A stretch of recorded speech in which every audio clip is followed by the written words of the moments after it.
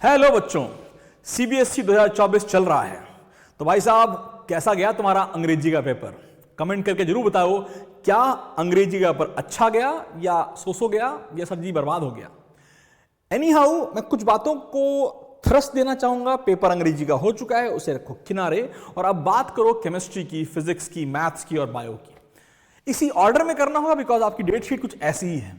हाँ मेरे बच्चों, मैं आज आपके सामने इसलिए अवेलेबल हूं कि आपको यह समझा सकूं कि गैप के दिनों का एक सटीक इस्तेमाल करके कैसे आप बहुत जबरदस्त स्कोर कर सकते हो, और स्पेसिफिकली फिजिक्स में। आइए बढ़ते हैं, नोटिस करते हैं। अगर हम केमिस्ट्री और फिजिक्स के गैप के बारे में, जो कि बहुत नोटवर्दी है, तो आपके पास 27 का आधा दिन अवेलेबल है, 28, 29, भाई साहब इट इज लीप ईयर, 1, 2 तो 3 भी, तो आपके पास है 5.5 दिन। बाबा 5.5 दिन का अगर आपने डिटेल इस्तेमाल किया और एग्जैक्टली वही किया जो मैंने कहा, तो फिजिक्स में 60 प्लस तो कहीं नहीं गए, बड़े आराम से आ जाएंगे। फिर ध्यान, मैं और भी थोड़ी सी बात करना चाहता हूं इस डेट शीट पर। अगर आप नोटिस कर पा रहे हैं तो फिजिक्स के पास, मैथ्स के लिए आपके पास बहुत लिमिटेड समय है। देखो 4 तारीख है, 5, 6, 7, 8, 9 का पेपर है, तो यू ओनली हैव 4.5 डेज। भाई साहब 4.5 डेज में कम नहीं है, सफिशिएंट है मैथ्स के लिए। 4.5 days is sufficient for maths. और भाई साहब बायो वाला तुम्हारी तो बल्ले बल्ले हो गई है, क्योंकि भाई साहब फिजिक्स 4 तारीख का है, मैथ्स आपका है नहीं, बीच में आईपी वगैरह हो सकता है, लेकिन जो मेजर पेपर आपका बायोलॉजी है भाई साहब वो 19 तारीख को है। 15 दिनों का गैप। इतने में तो अगर बच्चे ने कुछ भी स्क्रैच से भी शुरू किया हो तो खतरनाक स्कोर ला सकता है बायो में, तो ऑल द बेस्ट, फोड़ देना। मोर ओवर, अगर हम बात करते हैं फिजिक्स की, तो ये 5.5 दिन कुछ लोगों को बहुत ज्यादा लगेंगे, कुछ लोग को कम भी लग सकते हैं। जिन बच्चों को ज्यादा लगते हैं उनसे मैं एक बात करना चाहता हूं, भाई ज्यादा नहीं है, बहुत ऑप्टिमम है, बहुत ऑप्टिमम। बस आप टाइम वेस्ट मत करना, क्योंकि अगर टाइम वेस्ट किया भाई साहब तो फिर फिजिक्स का paper is not halwa, it is never going to be halwa paper.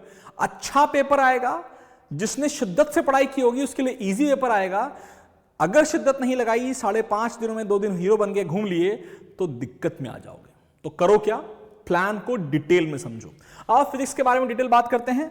Notice करो, फिजिक्स में कुछ चैप्टर्स की प्रायोरिटी है और मैंने उनको 6 प्रायोरिटीज में डिवाइड किया है।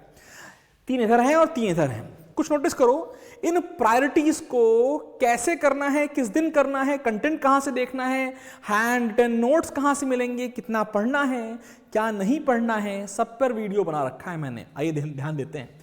पहले तो भैया, electric charge and field is beautiful, is very important. और अब मैंने इसको केवल 1 दिन दिया, पूरा 1 दिन पढ़ोगे ना, ये आपको आधा दिन पढ़ना है, इसलिए मैंने इसको यहां पर रखा है। बताता हूं अभी आगे कैसे। क्योंकि बेटा आपके पास जो केमिस्ट्री का एग्जाम आप देख के 27 तारीख को आ जाओगे, भैया तुम्हारा एग्जाम 1 बजे खत्म हो गया, 1:30 बजे खत्म हो गया, आप घर पहुंच गए 3 बजे तक, उसके बाद सो लिए 3 घंटे, 4 घंटे, 5 घंटे जो भी, उसके बाद क्या करोगे? उसके बाद लगोगे, आधा दिन उड़ाओगे कुछ स्पेसिफिक टॉपिक्स का, जिसका आपको रिविजन करना होगा। कैसे करना होगा उसके बारे में बात करते हैं। तो priorities electric charge and field पहले करिए, फिर इलेक्ट्रिक पोटेंशियल एंड कैपेसिटेंस कीजिए, फिर कीजिए करंट इलेक्ट्रिसिटी। हमेशा ये जो पहली 3 प्रायोरिटीज हैं, it is the most important priority और इसको आपको डिटेल में करना है। फिर बेटा जब हम बात करते हैं चौथी प्रायोरिटी पे, तो आता है ऑप्टिक्स। ध्यान दीजिएगा, ऑप्टिक्स करना है, 16 नंबर का है, अराउंड 16 नंबर यहां पर है, 16 नंबर यहां पर है। फिर आ जाओ मॉडर्न फिजिक्स और सेमीकंडक्टर का डालो, 7 नंबर का सेमीकंडक्टर आएगा, उड़ा दोगे, बहुत ईजी है, 1 शॉट भी अवेलेबल है। फिर आता है ईएमआई और एसी, और इसके साथ सब कुछ कवर हो जाएगा। ईएम वेव में लिखा नहीं है, वो आधे घंटे का चैप्टर है, आप आराम से पढ़ सकते हैं। तो इतनी डिटेलिंग के बाद क्या तुम्हें नहीं चाहिए 5.5 दिनों में आखिर वो 5.5 दिन कैसे यूज करने हैं? तो बिफोर आई गो हेड, सबसे पहले सब्सक्राइब कर डालो, और अगर सब्सक्राइब कर रखा है तो बेल आइकन दबा डालो, क्योंकि फिजिक्स में भाई साहब I am trying my best to give you the best content. साथ में हैंड रिटन नोट्स अवेलेबल हैं हमारे टेलीग्राम चैनल पे, उसको डाउनलोड करो। प्रिंट निकालना चाहो प्रिंट निकालो, या तो अपने और डिवाइसेस पे देख के पढ़ सकते हो। 27 तारीख की शाम को केमिस्ट्री का पेपर खत्म होने के बाद, फुल आराम करने के बाद, अब आप रेडी हैं फिजिक्स की कमान संभालने को। प्लान ऐसा होना चाहिए कि आप एग्जॉस्टेड होंगे शायद इस दिन, और अभी भी आपको वो टॉपिक करने चाहिए जो सबसे ज्यादा मार्क्स वेटेज रखते हैं और उस तरीके से प्लान को फॉलो करते हैं। तो प्लीज पेन एंड पेपर निकाल लीजिए और ध्यान दीजिए।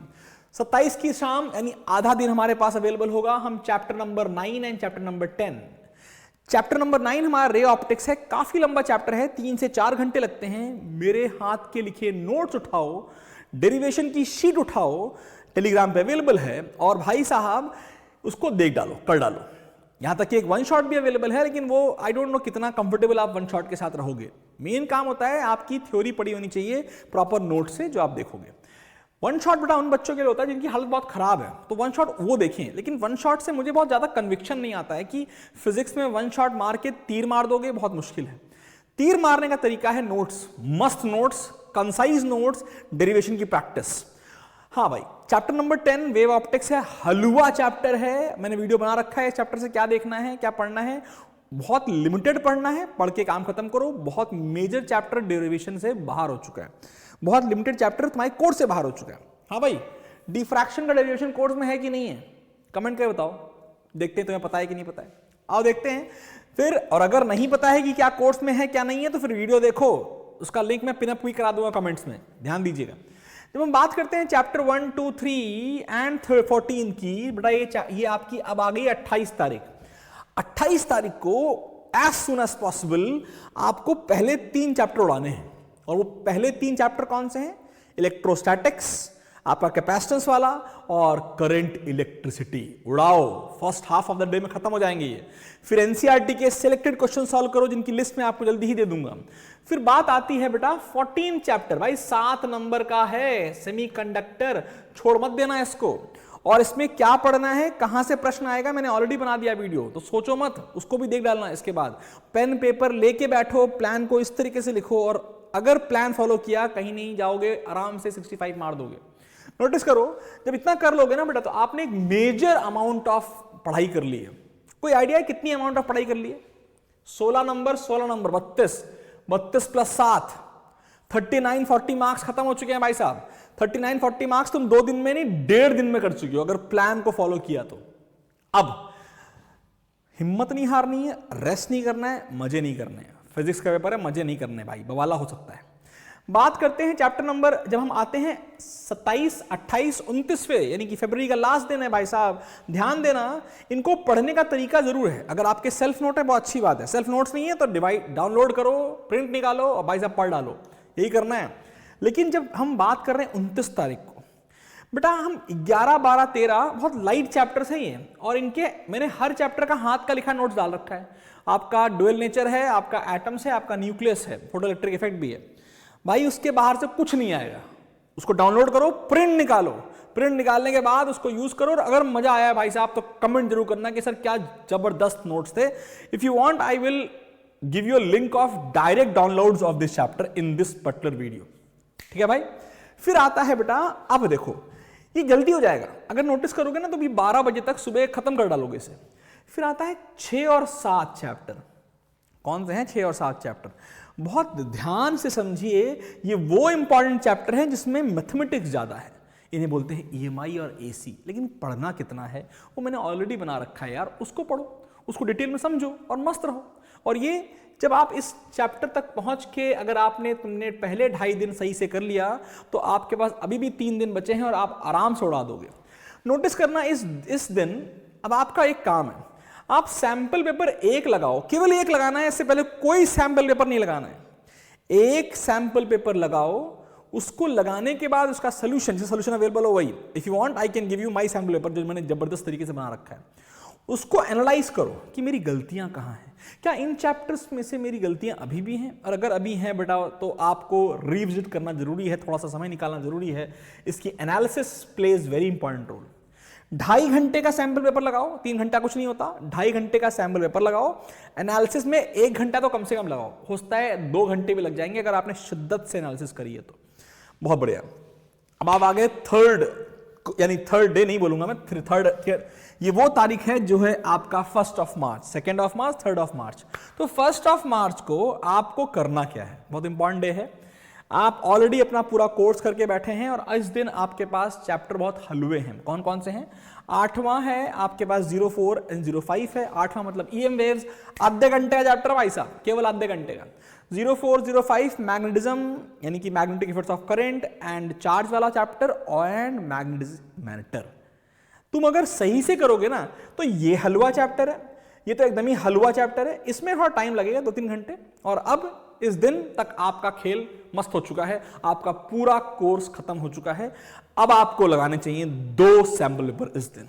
सैंपल पेपर 2 मतलब अगर तुम ज्यादा एग्जॉस्टेड नहीं हो तो सैंपल केवल एक ही लगाओ, सैंपल पेपर नंबर 2 लिखा है, उसको भाई साहब एनालाइज करो। एनालाइज करने के बाद नीचे जाओ, एक PDF फाइल का लिंक है जो है फर्स्ट बुक के कंप्लीट क्वेश्चन का, इंपॉर्टेंट क्वेश्चन का पूरा, उसको उठाओ और भाई साहब कर डालो हर क्वेश्चन। फर्स्ट बुक से क्या क्वेश्चन बोर्ड में आ सकता है मैंने बना दिया है वीडियो, PDF डाउनलोड करो और भाई लिख के देखना है। ऐसा नहीं हाँ हमें आता है, हमें ये भी आता है, हमें आता है, हमें कुछ नहीं आता है। भैया उसको बनाना पड़ेगा, उसको लिखना पड़ेगा। डेरिवेशन अगर आता है तो बना के लिख के देखो डेरिवेशन, तभी तुम बोर्ड वाले दिन कर पाओगे, नहीं तो जय श्री राम बोलो, मजा नहीं आएगा। हाँ भाई, फिर आते हैं अपने 2 तारीख पर फुल डे रिवीजन के लिए रखो, फॉर्मूला शीट पढ़ो, फुल डे रिवाइज करो। जिन 2 सैंपल पेपर से आपको ये पता चला कि मेरा अभी भी ये पॉइंट रह गया है, उनको करो। इसके लिए मेरा जो वीडियो है ना कि क्या सबसे इंपॉर्टेंट क्वेश्चंस हैं, उसको देखो और कर डालो। ये पूरा दिन इसमें लगाओ। आज तुम्हें 2 सैंपल पेपर लगाने हैं और उनकी एनालिसिस दोनों की करनी है, और दोनों की एनालिसिस करने के बाद शाम के बाद आपको फिर से PDF डाउनलोड करना है, सेकेंड बुक के कंप्लीट इंपॉर्टेंट क्वेश्चन का PDF भाई साहब। और ये दोनों PDF में से आपका 45+ मार्क्स का पेपर आएगा।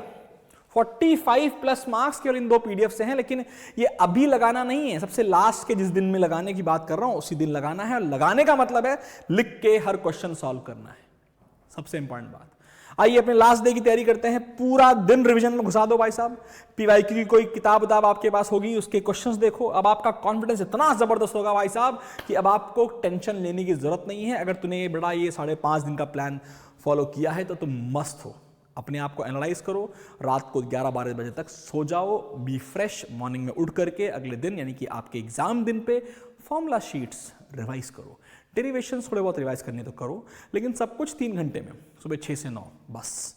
फिर एग्जाम दो, फोड़ के आओ। और अगर आपने सच में एग्जाम फोड़ा और ये बुक्स, ये PDF आपको मस्त लगी हैं और इससे एग्जाम में फंसता है, तो क्यों ना आकर के वापस लौट करके ये जरूर लिखना है इसके ऊपर कि सर पेपर हमने फोड़ दिया है और यस मजा आ गया। फिर शेयर करोगे तो देर हो जाएगी, उसके पहले ही शेयर कर देना कि हर बच्चे का भला हो। जो बच्चा परेशान है, मैं गारंटी देता हूं इतना कर ले भाई, तू 65 तक, 60+ तो कहीं नहीं गए, इतना तेरे लिए अवेलेबल है। जाते जाते मैं एक छोटी सी बात करना चाहता हूं, ये मैं ऑलरेडी डिस्कस भी करा चुका हूं, लेकिन क्या ना करो इस समय, बहुत इंपॉर्टेंट है। बहुत शॉर्ट में 1 मिनट में बताता हूं क्या नहीं करना चाहिए। गैप्स का ध्यान रखो, हर चीज प्लान करो। मैं तुम्हें फिजिक्स का प्लान बता सकता हूं, इरिस्पेक्टिव मैथ्स का, केमिस्ट्री का प्लान होना चाहिए था आपके पास शायद रहा होगा, आपने अच्छा किया होगा। स्टडी टाइम 10 से 2 के बीच होना ही चाहिए, क्योंकि वो एग्जाम का समय है और उस समय आपको पढ़ना, अपनी बॉडी को बताओ भाई तू कुछ नहीं कर सकता, तेरे को पढ़ना ही पड़ेगा, क्योंकि इस समय मुझे परफॉर्म करना है अपने एग्जाम वाले दिन।